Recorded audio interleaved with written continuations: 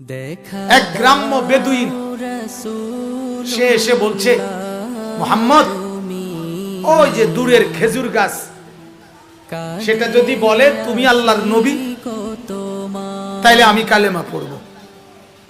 হে মনে করছে একটা কই না, কতজনে তো কতটা কয়। আল্লাহ নবী সাল্লাল্লাহু আলাইহি ওয়াসাল্লাম বললেন যে খেজুরের গাছটা ওইখানে থাইকা সাক্ষী দিত না এখানে আইসা সাক্ষী দিত। ওই লোক অবাক হয়ে গেল, বলল, এই মুহাম্মদ কি বলতেছ?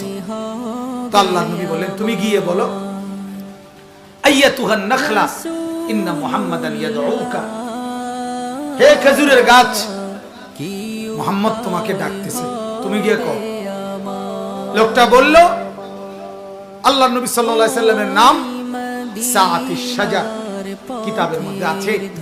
মানুষের বাচ্চা যেভাবে হাঁটে, খেজুরের গাছ এভাবে হাইটা আল্লাহ নবীর সামনে চলে আয়েশা বলছে, আমি সাক্ষ্য দিচ্ছি আপনি মুহাম্মদ আল্লাহর রাসূল। ওই লোক কালেমা পড়ে